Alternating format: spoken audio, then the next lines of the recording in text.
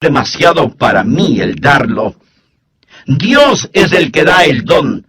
Por eso, no se acerque con una humildad falsa diciendo que usted no tiene ningún don particular. En los tribunales de Cristo, usted dará cuentas de lo que hizo con su don espiritual y su mayordomía de ese don espiritual. Así que usted necesita descubrir su don espiritual y hoy vamos a estar hablando acerca de cómo descubrir su don. Veamos en primer lugar la presentación de sacrificio. Todo empieza con la presentación de un sacrificio. Por favor, mire Romanos 12, versículo 1. Así que, hermanos, os ruego por las misericordias de Dios, que presentéis vuestros cuerpos en sacrificio vivo, santo, agradable a Dios, que es vuestro culto racional. Subraye las palabras presentéis y sacrificio, y entonces entenderá por qué hablo de la presentación de un sacrificio.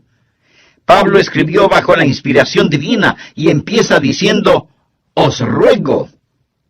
Usted sabe lo que significa rogarle a alguien. Significa suplicarle. Y puesto que Pablo escribió por Dios mismo, casi es como si Dios estuviera de rodillas delante de nosotros, rogándonos. Esta es la oración de Dios hacia nosotros. Cuando oramos a Dios y le decimos, Señor, te ruego, Señor, por favor. Bien, si no oímos la oración de Dios hacia nosotros, ¿por qué Dios debe oír nuestra oración a Él? Nuestro Señor está diciendo, os ruego que presentéis vuestros cuerpos en sacrificio vivo. ¿Por qué? En base a las misericordias de Dios. Él es bueno siempre, ¿verdad? Oh, gracias a Dios por sus misericordias. Cuando éramos rebeldes y estábamos bajo maldición e íbamos rumbo al infierno, cuando estábamos en oscuridad y no entendíamos, Él por su misericordia nos buscó, nos salvó, nos guarda, nos satisface, somos suyos, nos compró con su sangre. Escúcheme cuidadosamente. La consagración no es dar a Dios algo.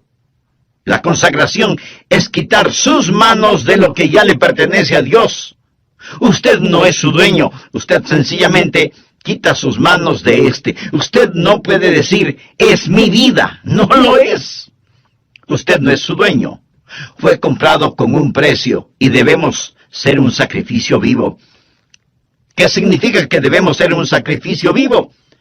Permítame decirle lo que significa. En primer lugar, va a ser diferente a cualquier sacrificio animal del Antiguo Testamento, porque ningún sacrificio animal fue voluntario. Usted se ofrece, se presenta. ¿Lo ha hecho alguna vez? Simplemente ha dicho, heme aquí, Señor, me presento a ti, soy un voluntario. Todo lo que tengo es tuyo. Wilbur Chapman fue un gran evangelista, y él le preguntó al general Wood, el fundador del Ejército de Salvación, General, ¿cuál es el secreto de su vida?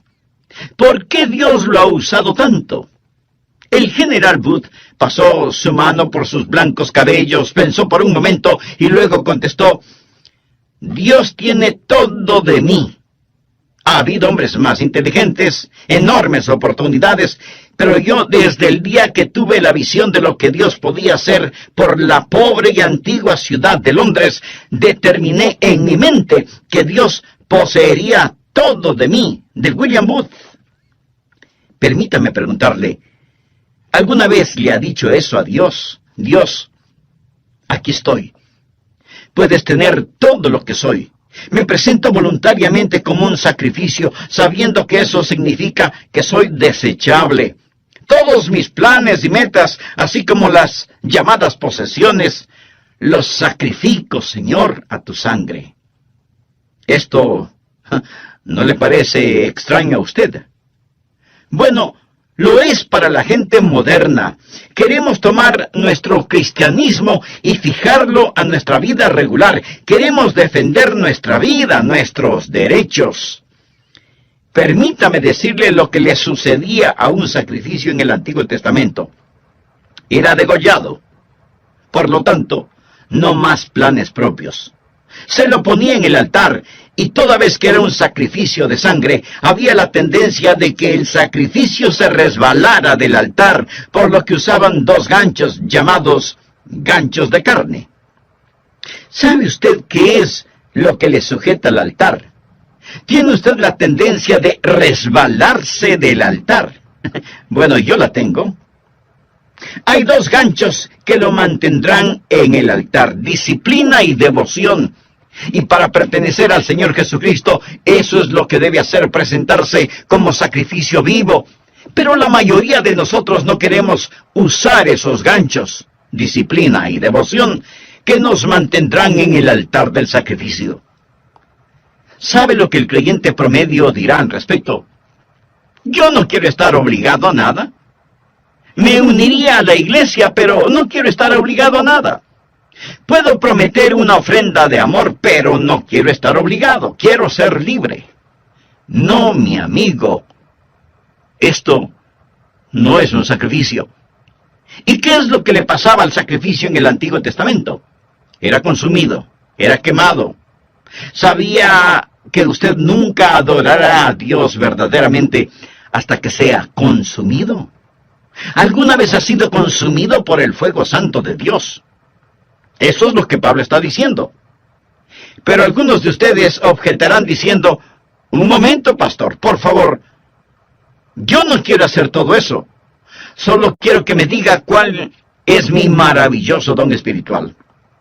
Bueno, Pablo se lo va a decir. Pero verá, mi amigo, primero debe haber una presentación sacrificial, o sea, la presentación de usted mismo. Usted dice: Pastor Rogers, si yo hiciera eso, ¿quién sabe lo que Dios quisiera que yo haga? Suponga que usted tiene un hijo, jovencito, y suponga que un día su joven hijo viene y le dice: papá, he estado pensando, tú eres tan sabio, amoroso y bondadoso, y tienes tanta experiencia. Por eso, me parece que lo mejor que puedo hacer es pedirte consejo. Y lo que tú me digas que debo hacer, eso es lo que haré. Y lo haré de todo corazón. Dime qué quieres que haga, dónde quieres que vaya, qué deseas que estudie, quiénes quieres que sean mis amigos. Lo que me digas, lo haré. Y usted piensa: mi hijo debe tener calentura. Pero suponga que en verdad quiere hacer lo que usted le pide. Así que usted va donde su esposa y le dice: parece que a nuestro hijo lo tenemos en las manos. Él se va a arrepentir de haberme dicho que hará cualquier cosa que yo le pida. ¿Procedería usted así? Creo que no. Lo más probable es que si usted estuvo pensando en regalarle un carrito, aunque sea usado, lo que su hijo le manifestó inclinará un poco más aceleradamente la balanza. ¿No te parece? Es la manera que él tiene de decirle: papá, yo sé que me amas. Usted se presenta a sí mismo como sacrificio vivo y comprobará cuál sea la buena voluntad de Dios, agradable y perfecta. No tenga miedo de entregarse a Él, ni de decir: heme aquí, Señor, me entrego totalmente a ti. Ese es el primer principio, la presentación de un sacrificio. El segundo principio es: habrá una transformación espiritual. Después de la presentación viene la transformación. Mire por favor el versículo 2. No os conforméis, es decir, no se dejen amoldar a este siglo, sino transformaos por medio de la renovación de vuestro entendimiento, para que comprobéis cuál sea la buena voluntad de Dios, agradable y perfecta. Una transformación. La palabra transformación aquí es una traducción de la palabra griega metamorfo. ¿Qué palabra le recuerda? Metamorfosis. Y esta es la transformación. Usted pasará por una metamorfosis. Como una oruga entra en un capullo y pasa por una metamorfosis, y ese feo gusano que entra en ese capullo sale como hermosa y gloriosa mariposa. ¿Por qué? Porque ha pasado por una metamorfosis que literalmente significa un cambio de forma. Y cuando usted se presenta de esa manera a Dios, amigo, usted va a tener una metamorfosis. La palabra describe literalmente lo que pasa cuando la naturaleza interna sale a la superficie. ¿Cuál es la naturaleza interna de esa oruga? Es una mariposa. ¿Sabía que esta es la palabra que se usó cuando Jesús fue transformado en el monte de la transfiguración? ¿Recuerda la historia? Él subió a esa montaña con Pedro, Santiago y Juan, y allí la Biblia dice que él fue transformado, transfigurado. Es exactamente la misma palabra que se usa aquí. Por ello, se le llama el monte de la transfiguración. Jesús pasó por una metamorfosis. ¿Recuerda lo que dije? ¿Qué es una metamorfosis? Es cuando la naturaleza interna sale a la superficie. ¿Cuál es la naturaleza interna de Jesús? Gloria. Cuando él pasó la metamorfosis, su gloria salió a la superficie. Su rostro resplandecía como el sol de mediodía. Su vestidura era blanca como la nieve. El fulgor del Señor Jesucristo estaba allí siempre, pero lo que estaba en la naturaleza interna pasó por una metamorfosis. Y la naturaleza interna salió a la superficie como la naturaleza interna de una oruga, una mariposa. La naturaleza interna de Jesús es gloria. Una pregunta. ¿Cuál es su naturaleza interna si es salvo? Jesús. Jesús. Él es su naturaleza interna. Y cuando usted se presenta a Él como un sacrificio vivo, una transformación espiritual toma lugar. El Jesús que es residente en usted se convierte en el Jesús presidente en usted. El Jesús escondido en usted es el Jesús revelado en usted. Y hay un cambio divino y usted no es moldeado por este mundo.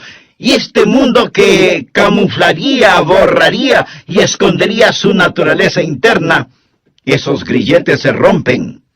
Y Jesucristo sale de usted. Y usted tiene un cambio divino que le da la mente de Cristo. Se renueva en el espíritu de su mente.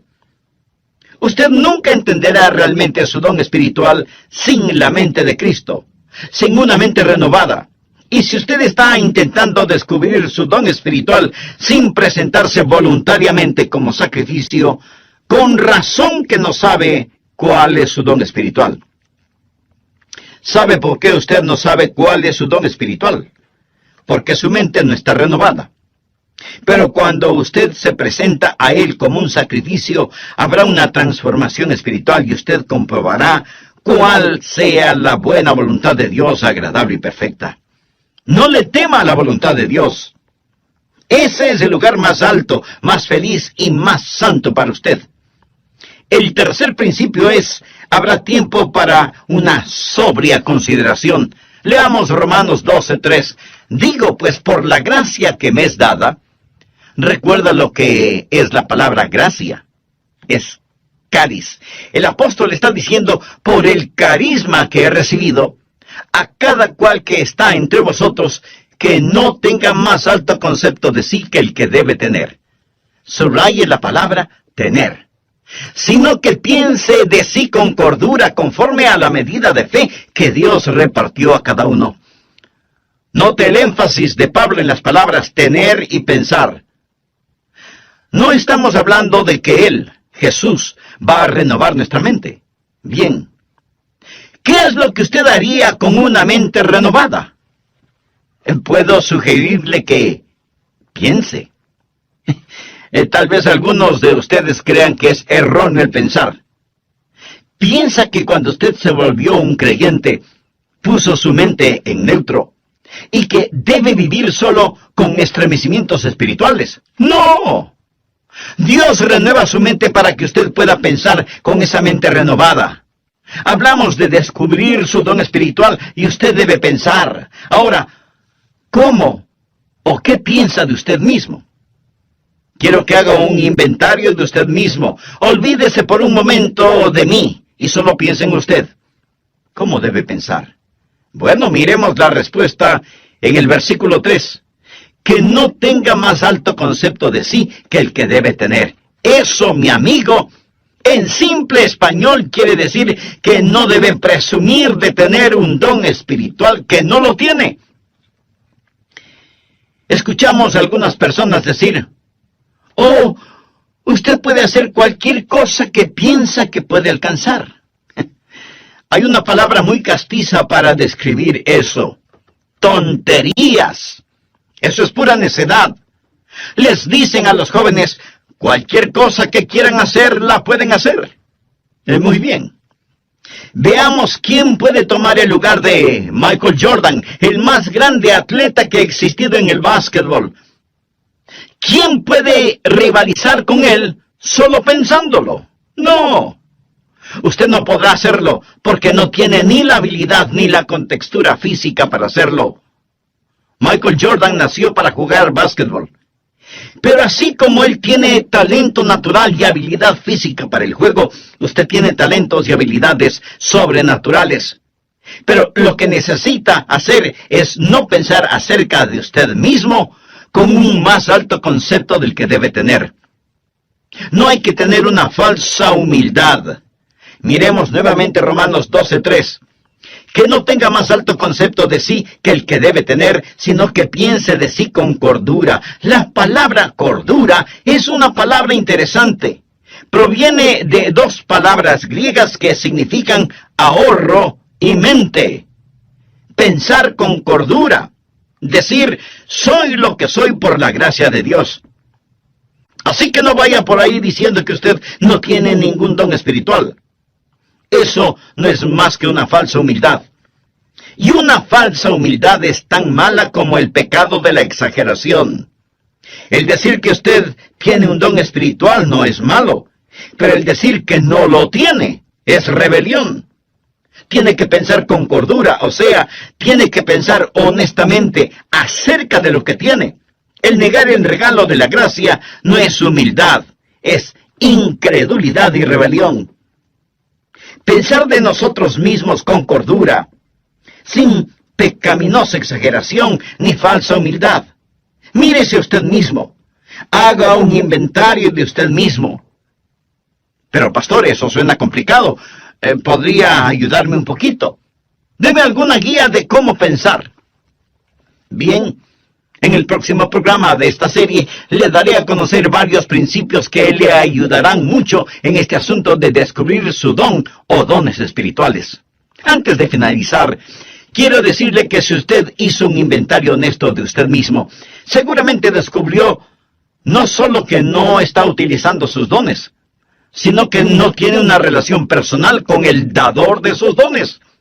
Y para activar esos dones espirituales, usted necesita estar conectado a la fuente de poder. Si ese es su deseo, le invito a orar de la siguiente manera. Amado Dios, sé que he estado viviendo una religiosidad que no ha cambiado mi manera negativa de vivir.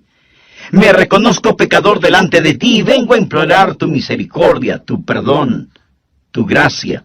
Señor Jesús, esta es la parte mística de este asunto. Quiero decir, no hay una fórmula matemática. El Espíritu Santo de Dios empezará a hablar a su corazón. Así lo hizo cuando me llamó para que predicara su palabra. Ese es el ministerio de iluminación. Segundo, el principio del gozo. Cuando usted siente que el Espíritu de Dios lo mueve a que haga algo, eso es iluminación, y usted lo hace, va a sentir gozo. De paso le diré que sea que lo note o no en mi voz, yo siento gozo en hacer lo que estoy haciendo en este momento, predicar la palabra de Dios. Siento mucho gozo predicando, y usted tiene que preguntarse a usted mismo, ¿qué es lo que en realidad me gozo en hacerlo? ¿Ha escuchado el relato de la escuela para animales?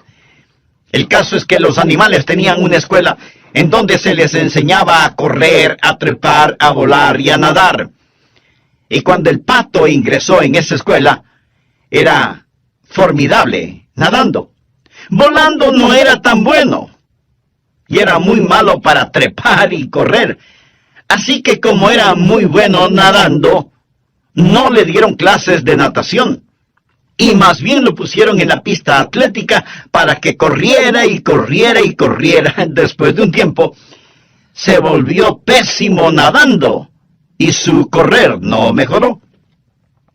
El águila también entró a la escuela, y era fantástico verle ascendiendo y alcanzando la copa de los árboles, pero dijeron que no lo estaba haciendo en la forma correcta.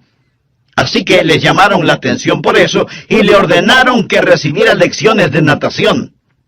Al águila no le gustó recibir esas lecciones y se volvió rebelde, por lo que le expulsaron de la escuela. Luego vino a la escuela el conejo, quien era increíble corriendo. De hecho, le encantaba correr, pero no era tan bueno en el resto de cosas. Era malo nadando y no le gustaban las clases de natación. Tampoco le gustaba el trepar a los árboles, y después de unos días, el pobre conejo tuvo un ataque de nervios. Luego vino la tortuga.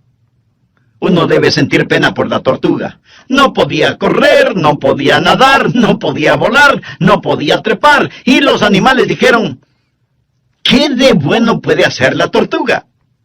Así que le quitaron su caparazón para que fuera un poco más rápida caminando, hasta cuando un caballo la pisó. Y ese fue el final de la pobre tortuga. A fin de cuentas, la escuela para animales fue un completo fracaso. Usted dirá: pero eso es ridículo. Mi amigo, eso es exactamente lo que estamos tratando de hacer en las iglesias en nuestros días.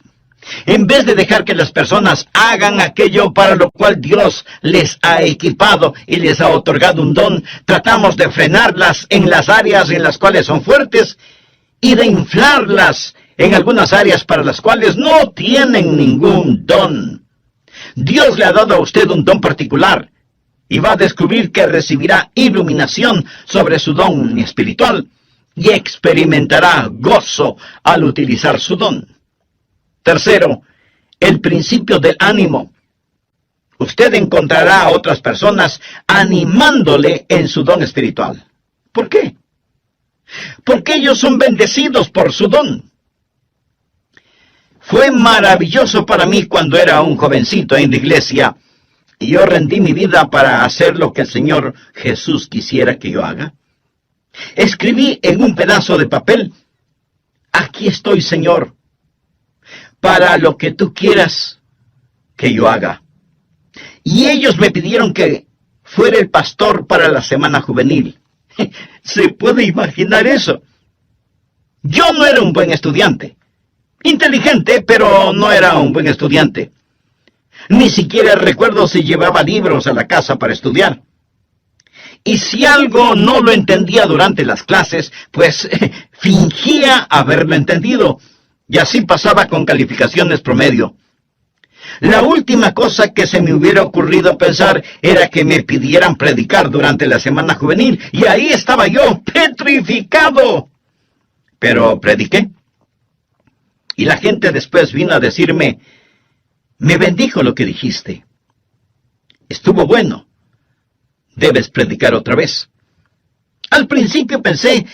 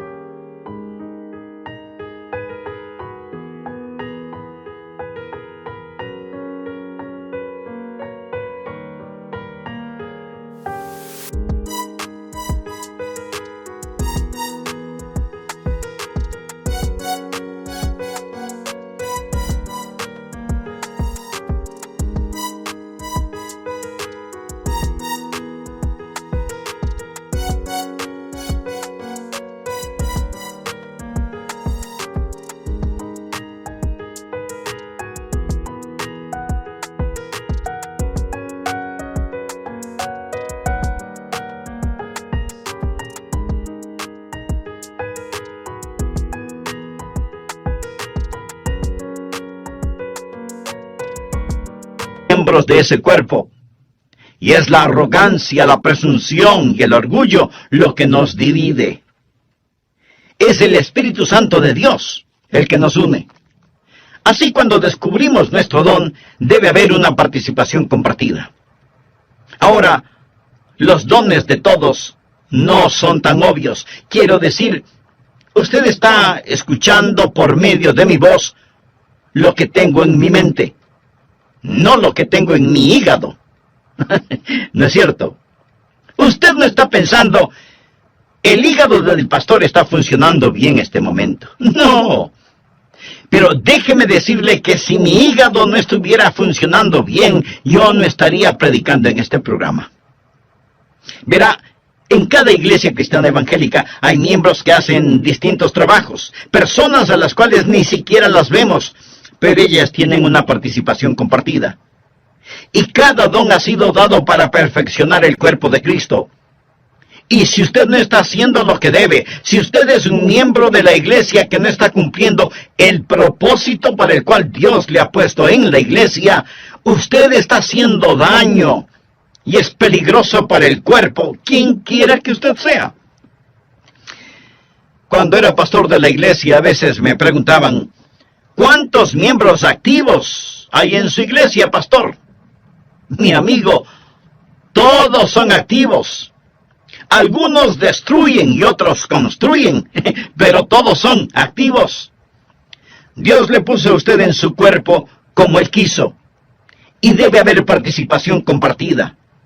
Nadie tiene todos los dones, cada uno tiene por lo menos un don, y somos dependientes los unos de los otros. Dios nos hizo diferentes a fin de poder hacernos uno.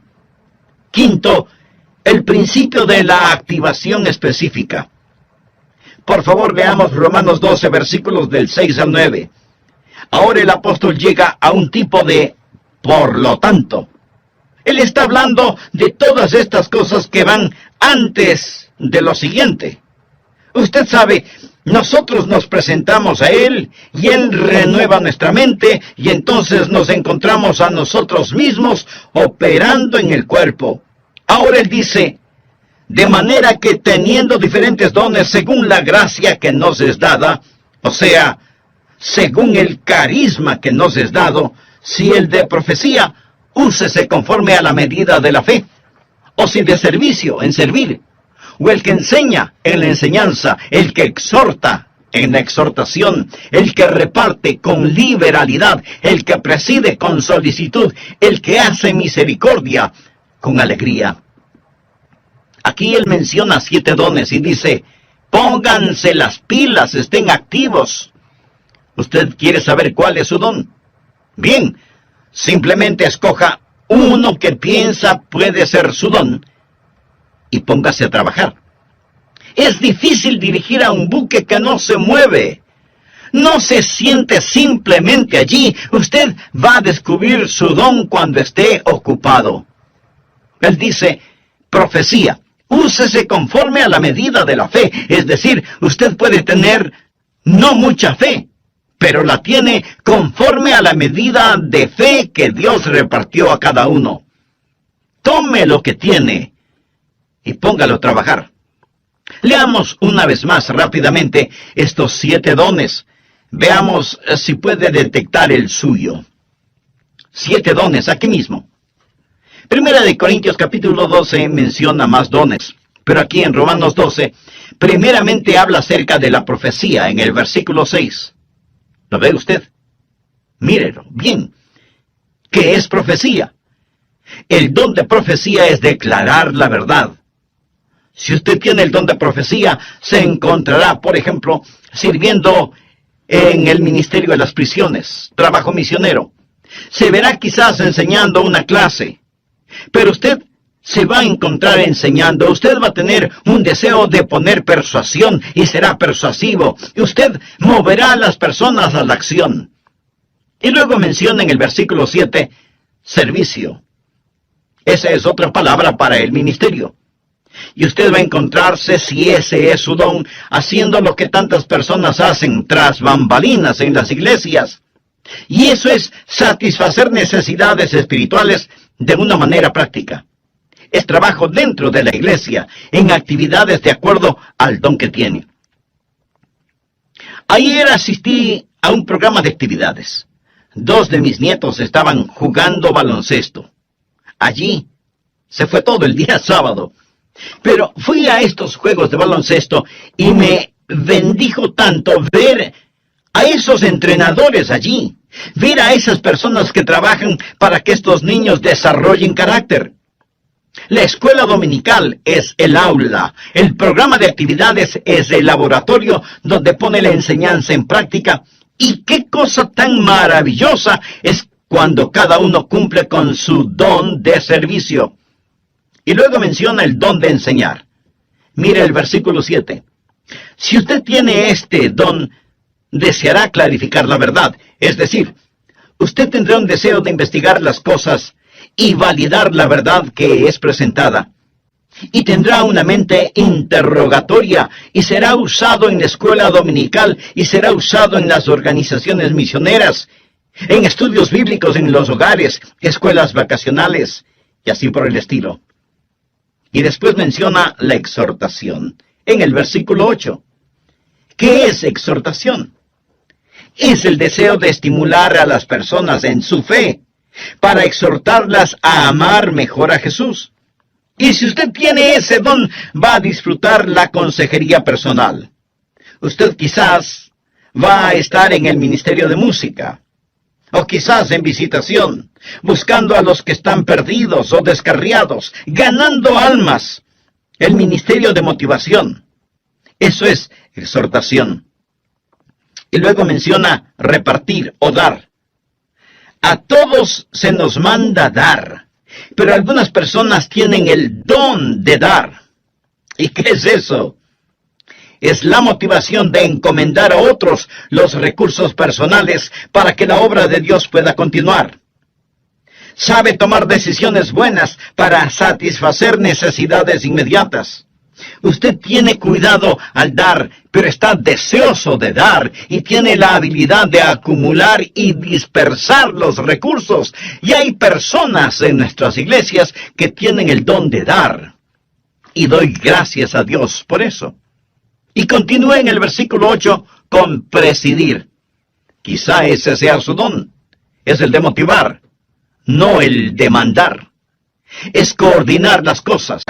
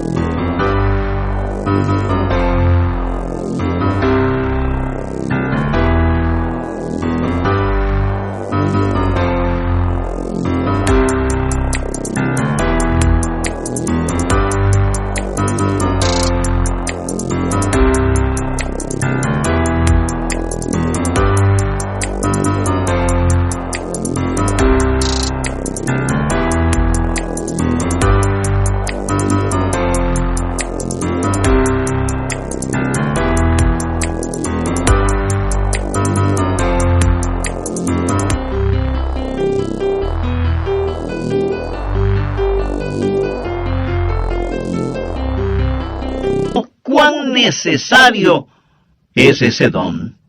Mire el versículo 8. ¿Cuál es el don de misericordia?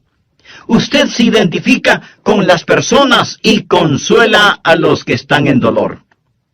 Ahora llegamos a la última cosa.